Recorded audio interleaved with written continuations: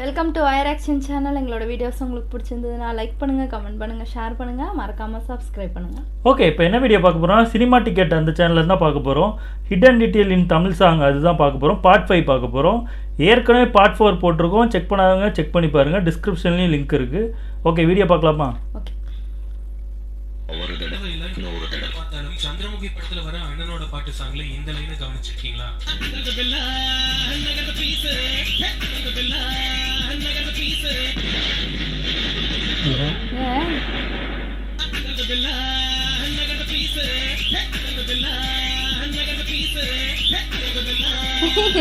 அடுத்ததெல்லாம் காமெடியா நம்மளே ஓம் லிரிக்க போட்டு இந்த வரிகளை பாடியிருப்போம். அப்படி நீங்க இதை எப்படி பாடிட்டு இருந்தீங்கன்னு கமெண்ட்ல சொல்லுங்க. இதோட கரெக்ட் லிரிக் என்னன்னு இதோட பல வருஷம் அடுத்ததெல்லாம் நகர் மீசையா ஸ்கிப் பண்ணாம கடைசி வரைக்கும் பாருங்க. இது மாதிரியே நம்ம ரசிச்சு கேட்ட தமிழ் சாங்ஸ்ல இருக்கிற நிறைய சுவாரஸ்யமான ஹிடன் டீடைல்ஸ் இந்த வீடியோல பார்க்கலாம். வாங்க வீடியோக்குள்ள போகலாம்.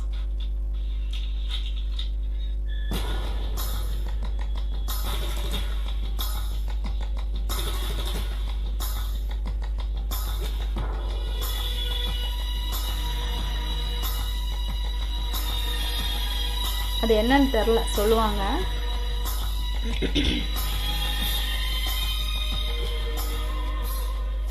அஜித் தேவயானி நடிச்சு மிகப்பெரிய ஹிட்டான காதல் கோட்டை படத்துல தேவா மியூசிக்ல வந்து இந்த பாட்டை யாருமே மறந்துருக்க மாட்டீங்க.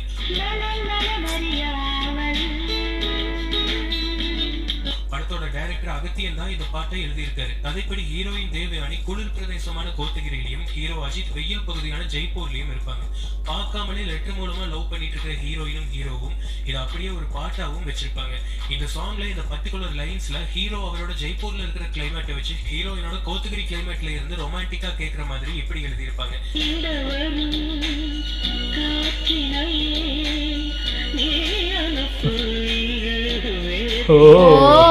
தேவயானி எழுதியிருக்கிற பதில் அங்க இருக்கிற குளிரை வச்சு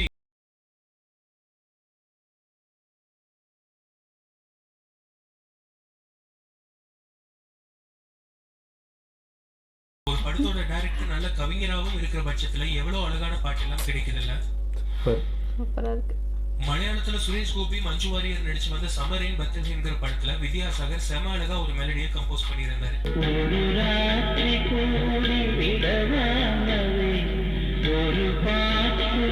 கேட்ட மாதிரி இருக்குல்ல? பின்னாடி இதே டியூனை இன்னும் அதான் கேட்ட மாதிரி இருக்கு. யூஸ் பண்ணியிருக்காரு வித்யாசாகர்.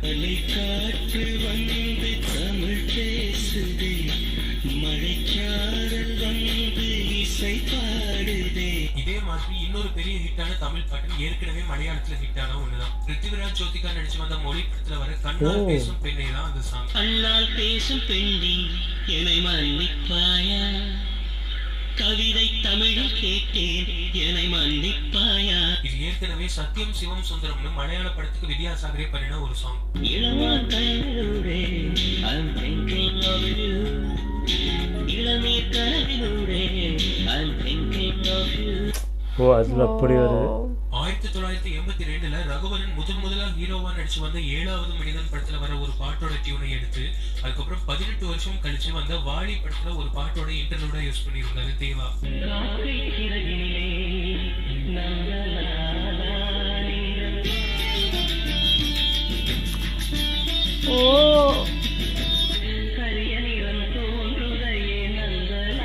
இத மியூசிக் ஆகிட்டாங்க.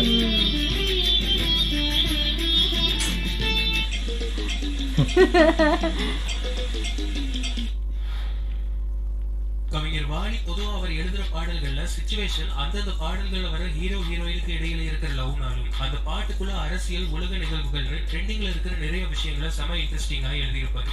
2012-2013 தமிழ்நாட்டுல பவர் கட் அதிகமாக இருந்த நேரம். கிட்டத்தட்ட பவர் கட் ஒரு நாளைக்கு 12 மணி நேரம் இருந்த டைம் அது. தமிழக மக்களை பாடாய்படுத்தி வரும் பிரச்சனைகளில் முக்கிய இடம் பிடித்திருப்பது மின்வெட்டு. சென்னை தவிர்த்த மாவட்டங்களில் 10 மணி நேரத்திற்கு மேல் நீடிக்கும் அறிவிக்கப்படாத மின்வெட்டால் கடந்த 2 ஆண்டுகளாக மக்கள் அவதிப்பட்டு வருகின்றனர். இந்த பிரச்சனையை சிவகார்த்திகேயனோட எதிர்நீச்சல் படத்துல ஒரு சாங்ல எழுதியிருப்பாரு வாலி.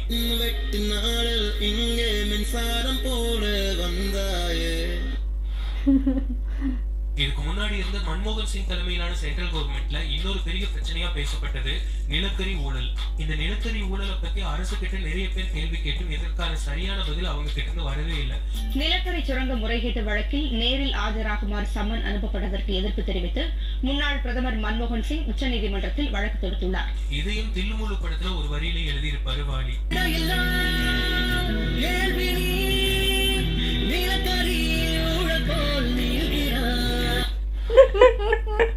2009 பெரிய பிரேக்கிங் நியூஸா இருந்த ஸ்வைன் ஃப்ளூ, அதாவது பன்றிக் காய்ச்சல். தமிழகத்தில் 1355 பேருக்கு பன்றிக் காய்ச்சல் பாதிப்பு ஏற்பட்டுள்ளதாக தமிழக சுகாதாரத்துறை செயலாளர் ராதாகிருஷ்ணன் தெரிவித்துள்ளார். இது ஒரு ரொமான்டிக் பாட்டுல எழுதியிருக்காரு வாலி.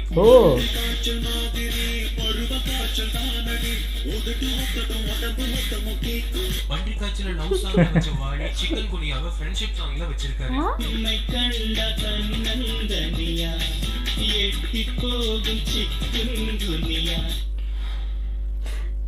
சிங்காரவேலன்ல வந்து போட்டு வைத்த பாட்டுலயும் சில இன்ட்ரெஸ்டிங்கான விஷயம் இருக்கு. நமக்கும் நம்மளோட பக்கத்து ஸ்டேட்டுக்கும் அன்னைக்கு இருந்தே இருக்கிற காவிரி பிரச்சனைய இந்த பாட்டுல ஜாலியா எழுதியிருப்பாரு வாலி.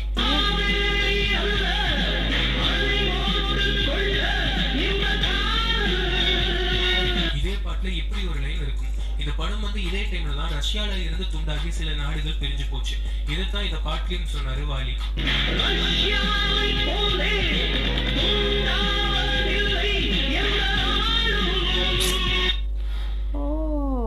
அமெரிக்காவோட முன்னாள் பிரசிடென்ட் பில் கிளின்டனை பத்தி நிறைய பேருக்கு தெரியாத ஒரு விஷயம், அவர் ஒரு நல்ல சாக்ஸபோன் பிளேயர்.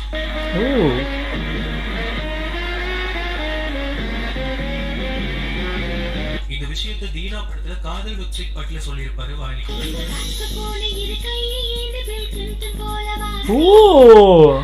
நான் அந்த பாட்டுக்கள் டைரக்ட் பண்ணி ஹீரோவா நடிச்சு வந்த படம் அன்பே ஆறுவீரே.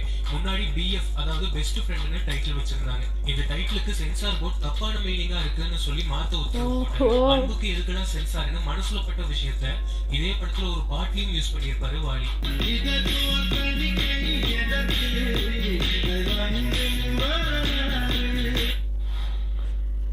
தூக்குவர்த்தங்கள் படத்துல வந்து கல்யாண மாலை பாட்டு எத்தனை வருஷம் ஆனாலும் இன்னும் நிறைய பேரோட பிளேலிஸ்ட்ல இருக்கிற முக்கியமான ராஜா பாட்டு. கல்யாண மாலை கொண்டாடும் பெண்ணே என் பாட்டு கேளு மைகள் சொன்னேன். நிறைய பேர் இந்த பாட்டுல நெஞ்சமேனும் வீணைன்னு வர வேண்டிய ஒரு இடத்துல SPB தப்பா செஞ்சமேனும் வீணைன்னு பாடிட்டு தான் தப்பா நடிச்சிருக்காங்க. இன்ஃபேக்ட் நிறைய வெப்சைட்ல லிரிக்ஸ் கூட நெஞ்சம்னு தான் கொடுத்திருப்பாங்க.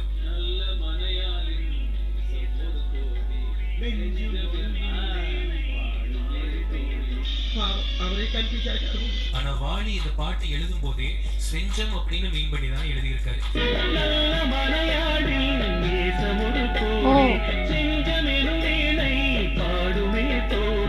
இந்த ஒத்த வார்த்தைக்கு பின்னாடி ஒரு இன்ட்ரெஸ்டிங்கான ஸ்டோரியும் இருக்கு. செஞ்சம் அப்படிங்கிறது ஒரு வகையான வீணை. இந்த வீணை சோகமா ஏதாவது ஒரு மியூசிக் கம்போஸ் பண்றதுக்கு தான் யூஸ் பண்றது வழக்கம். ஏன்னா இதுல இருந்து வர இசையே ஒரு விதமான சோகம் கலந்துதான் இருக்கும். ஆனா தோடி அப்படிங்கிற ஒரு ராகத்தை இந்த வீணையில வாசிச்சா மட்டும் ஒரு ஹாப்பியான சவுண்ட ப்ரொடியூஸ் பண்ணும். கணவன் மனைவிக்குள்ள இருக்க அன்பை பத்தி பேசுற இந்த பாட்டுல ஹீரோ ரகுமானோட வைஃப் எப்போ பார்த்தாலும் அவரோட சண்டை போட்டுட்டே இருப்பாங்க. என்னதான் மனைவி இப்படி சண்டை போட்டாலும் அவகிட்டையும் அன்பு பாசம் அப்படிங்கிற இன்னொரு முகம் இருக்குதுங்கிறத சொல்லத்தான் செஞ்சம் அப்படிங்கிற வீணையோட கம்பேர் பண்ணி வாலி இந்த பாட்டை எழுதியிருப்பாரு.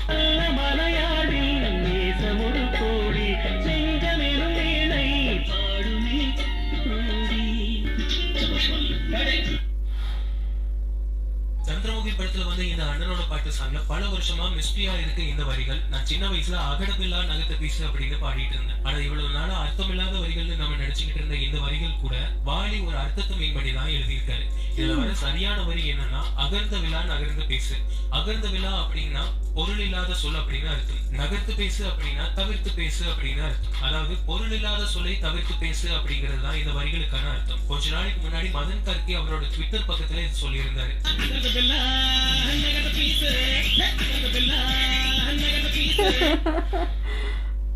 கேட்கும்போது அப்படிதான் கேட்குது. நிறைய பாடல்கள்ல அந்த பாட்டுல வர ஆர்டிஸ்ட பத்தியோ டைரக்டர் பத்தியோ ரொம்ப நுணுக்கமா நமக்கே தெரியாத மாதிரி எழுதியிருப்பாரு. சிம்பு நடிச்சு வந்த ஒஸ்தி படத்துல வர இந்த இன்ட்ரோ சாங்ல டைரக்டர் தரணியோட பேர் வர்ற மாதிரி எழுதியிருப்பாரு.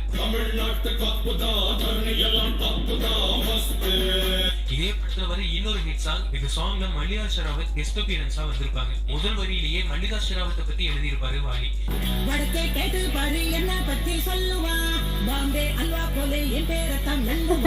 மல்லிகா ஷெராவத் ஹிந்தியில நடிச்சு பெரிய ஹிட்டான ஒரு பாம்பு படம் ஹிட்.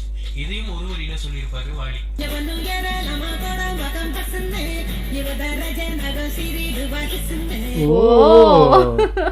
பிரபுதேவா ஹீரோவா நடிக்க ஆரம்பிச்ச காலத்துல வந்த படம் ராசியா.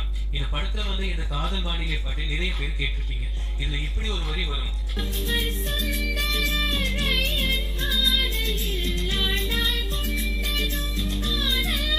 அப்பர் சுந்தரர் எல்லாம் 63 நாயன்மார்கள்ல வர்றவங்க. இதுல இன்னொரு ஹிடன் மீனிங்கும் இருக்கு. பிரபுதேவாவோட அப்பா புகழ்பெற்ற டான்ஸ் மாஸ்டர் சுந்தரம்.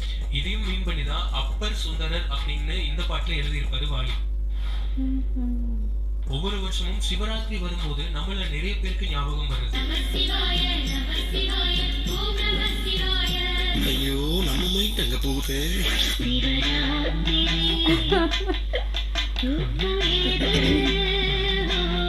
மைக்கேல் மதன காமராஜன்ல வர இந்த பாட்டுல கமலும் ரூபினியும் நடிச்சிருப்பாங்க.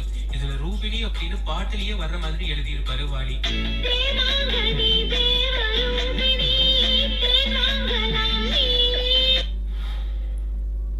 யாரடி நீ மோகினி படத்துல சாங்ஸ் எல்லாம் ஒரு புறம் பெரிய ஹிட்னா, இதுல வர பிஜிஎம்ஸ் இன்னும் நிறைய பேருக்கு மனசுல நிக்கிற மாதிரி பண்ணியிருக்காரு யுவன்.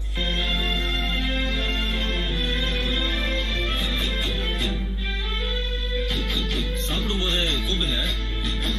இந்த படத்துல வந்து இந்த பிஜிஎம்மே இப்போ கேளுங்க. நினைச்சாலே சிரிப்பா இருக்குல்ல.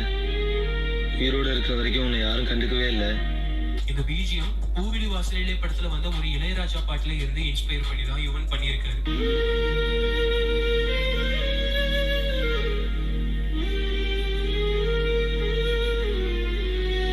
சின்ன சின்ன ரோஜா பூவே செல்ல கண்ணே நீ யாரு.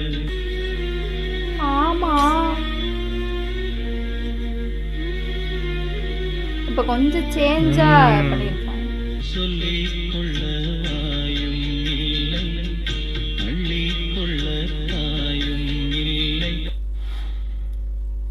உன்னாலே உன்னாலேன்னு நம்ம கேட்டதும் முதல்ல நம்ம ஞாபகத்துக்கு வருது ஹாரிஸ் ஜெயராஜ். அந்த அளவுக்கு ஒரு பெரிய ஹிட் ஆல்பமே கொடுத்திருந்தாரு.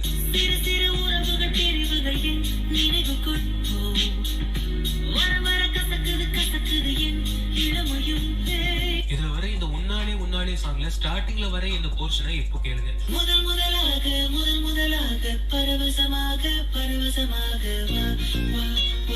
ஃபீமேல் வாய்ஸ்ல நீங்க கேட்ட இந்த போர்ஷனை பாடினது சிங்கர் கிறிஷ் தான். சித்தார்த் பிரியா ஆனந்த் நடிச்சு வந்த படம் 180. இந்த படத்துல வர நீ கோரினால் பாட்டுல சித்தார்த் பிரியா ஆனந்துக்கு நிறைய கிஃப்ட் சர்ப்ரைசிங்கா கொடுத்திருப்பாரு. ஒவ்வொரு கிஃப்டும் ஒவ்வொரு இடத்துல ஒளிச்சு வச்சு அதுக்கு க்ளூவும் கொடுத்திருப்பாங்க. இந்த க்ளூ ஃபுல்லாவே விடுகதை மாதிரி பாட்டுல எழுதியிருப்பாரு மதன் கார்த்தி. ஃபர்ஸ்ட் க்ளூ, தீயே இன்றியே நீ என்னை வாட்டினாய், உன் ஜன்னலை அடைத்தடைத்து பெண்ணே ஓடாதே. இதுக்கு ஆன்சர் மைக்ரோவேவ் ஓவன். இங்கதான் ஃபர்ஸ்ட் கிஃப்ட் இருக்கும்.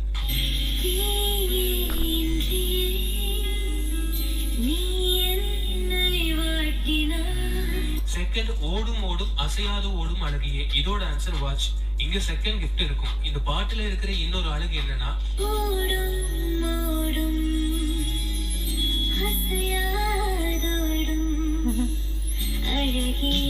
இந்த வரிகள் எல்லாமே பிரியா ஆனந்த வர்ணிச்சு பாடுற மாதிரியும் ஒரு மீனிங் இருக்கும். இந்த பாட்டுல வர மிச்ச 2 க்ளூ எந்த கிஃப்ட் பத்தி அப்படின்னு கண்டுபிடிச்சீங்கன்னா கமெண்ட்ல சொல்லுங்க.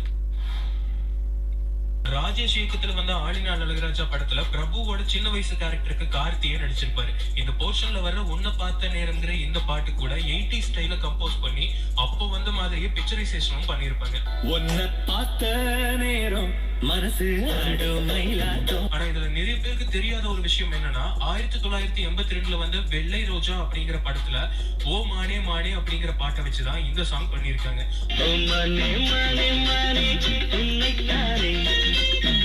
பழைய பாட்டுல பிரபு போட்டிருந்த அதே காஸ்டியூம் கூட இந்த பாட்டுல கார்த்தி போட்டிருப்பாரு.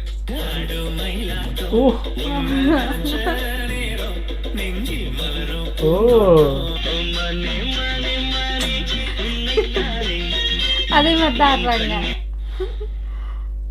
இந்த சீரியஸ்ல இதுக்கு முன்னாடி வந்த வீடியோஸ்ல ஒரே மாதிரியான வரிகள் நம்ம கவிஞர்கள் வேற வேற பாட்டுகள்ல எழுதுனதை பத்தி பார்த்தோம். அது மாதிரியே வந்து இன்னும் சில பாடல்களை இப்ப பார்க்கலாம்.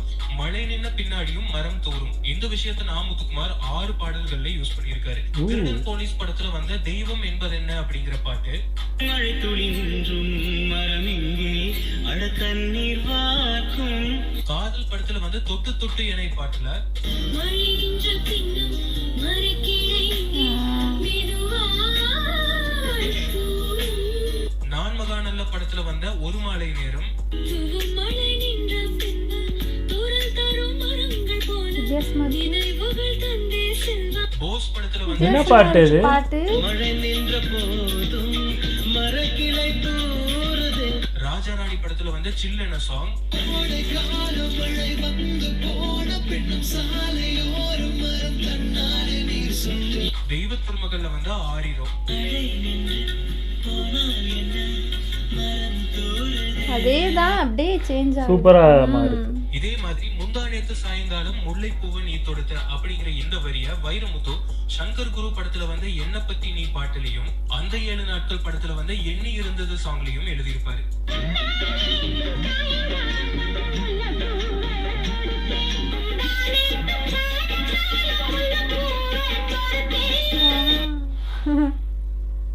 ஏழாம் அறிவு படத்துல வர கோதி தர்மன் போர்ஷன்ல ஒரு சைனீஸ் சாங் வரும்.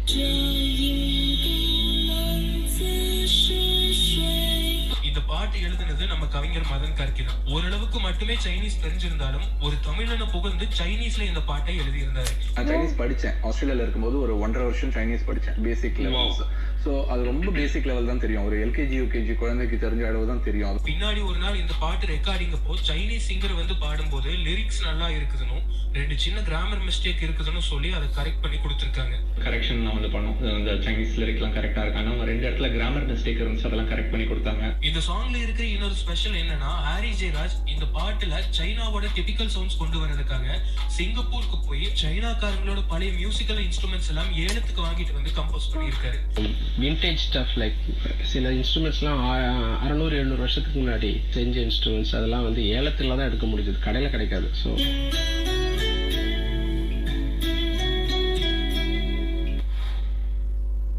இவ்வளவு நாள நம்ம கேட்டு ரசிச்ச ஹாரி ஜெயராஜ் பாட்டுகள்ல ஒரு இன்ட்ரெஸ்டிங்கான விஷயம் இருக்கு. இது பார்த்துட்டு வந்து அந்த சாங்ஸை போய் மறுபடியும் கேளுங்க. அதே சாங்ஸ் இன்னும் ஸ்பெஷலா இருக்கும். வழக்கமா ஒரு டூயட் சாங்னா ஒரு மேல் சிங்கர் ஒரு ஃபீமேல் சிங்கர் பாடித்தான் நம்ம கேட்டிருப்போம். ஒருவேளை 2 மேல் சிங்கர்ஸ் பாடி இருந்தா விஷுவல்ல 2 மேல் கேரக்டர்ஸ் வர மாதிரி சிச்சுவேஷன் இருக்கும். ஆனா பெரும்பாலான ஹாரி ஜெயராஜ் பாடல்கள்ல ஒரு ஹீரோவுக்கு 2 மேல் சிங்கர்ஸையும் ஒரு ஹீரோயினுக்கு 2 ஃபீமேல் சிங்கர்ஸையும் வச்சு பாட வச்சிருக்காரு.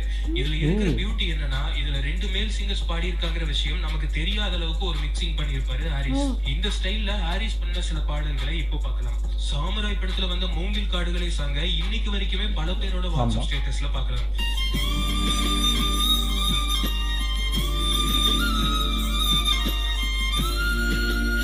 இந்த சாங்க ஹரிஹரன் மட்டும்தான் பாடினாருன்னு நம்ம நினைச்சுக்கிட்டு இருப்போம்.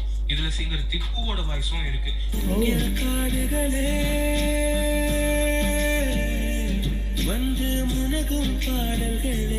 இப்போ நீங்க கேட்டது ஹரிஹரனோட வாய்ஸ். இதே பாட்டுல திப்பு பாடினதை இப்போ கேளுங்க. தான் இருக்கோம்மா பத்தி கண்டே பிடிக்கும். வாய்ஸ் பிளெண்ட் பண்ணியிருக்காரு ஹாரிஸ். அன்னியன் படத்துல வந்து பெரிய ஹிட்டான இந்த அண்டங்காக்கா கொண்டக்காரி பாட்டுல ஹாரிஸ் சதாக்கு 2 வாய்ஸை யூஸ் பண்ணியிருக்காரு. ஒன்னு நமக்கு தெரிஞ்ச ஸ்ரேயா கோஷல்,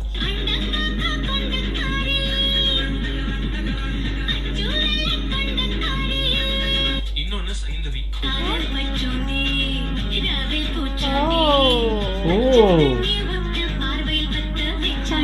அநேகன் படத்துல வந்து இந்த ஆத்தாடி ஆத்தாடி சாங் திப்பு பவத்தாரிணி பாடினதா தான் நம்ம நினைச்சு கேட்டிருக்கோம்.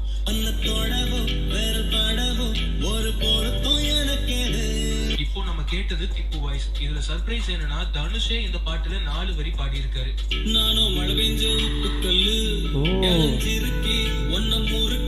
வாரணமாயிரம்ல வந்து ஏத்தி ஏத்தி பாட்டு நிறைய பேர் பென்னி தயாள் மட்டும் பாடினதா நினைச்சு கேட்டிருக்கோம். லைட் ஹவுஸ் உயரத்தையும் எங்கள் லெட்டர் தாண்டும் பரிச்சையில பதில் எழுத பாதி பேப்பர்ல நுண்டு. இதுல அதே சூர்யாவுக்கு இதே பாட்டுல நரேஷ் ஐயரும் வாய்ஸ் கொடுத்திருக்காரு. தெரிஞ்சுக்குவோமே கடைசியில படிச்சுக்குவோமே கண்ணின் மணி. இந்த மாதிரியே ஹாரிஸ் பண்ண பாடல்கள் இருக்கிற இன்னும் நிறைய இன்ட்ரெஸ்டிங் ஃபேக்டர்ஸ் அடுத்த பாட்டுலயும் பார்க்கலாம். 1962 வருஷத்துல திருக்கோஷ்டியூர் அப்படிங்கிற தொகுதியில எலெக்ஷன்ல நின்று தோத்து போனாரு கண்ணதாசன். இந்த தோல்வியை தாங்க எதிர்கட்சிக்காரங்க கலாய்ச்சும் அதே வருஷத்துல வந்த வாழ்க்கை அப்படிங்கிற படத்துல இந்த பாட்டு எழுதினாரு கண்ணதாசன். புத்தியுள்ள மனிதன் எல்லாம் வெற்றி காண்பதில்லை, வெற்றி பெற்ற மனிதன் எல்லாம் புத்திசாலி இல்லை. உடம்பை என்னைக்குமே இளமையா வச்சுக்க தங்க புஷ்பம் சாப்பிடுவாங்கன்னு எம்ஜிஆர் தங்க புஷ்பம் சாப்பிட்டு தான் கடைசி காலத்துல கிட்னி ஃபெயிலியர் ஆகி இறந்ததாகவும் நிறைய செய்தி ஒரு டைம்ல வந்துச்சு. இது எந்த அளவுக்கு உண்மை அப்படிங்கிறது நமக்கும் தெரியல. இந்த விஷயத்தை தான் படையப்பா படத்துல கிப்பி எறிவை பாட்டுல ஒரு வரியில எழுதியிருப்பாரு வைரமுத்து.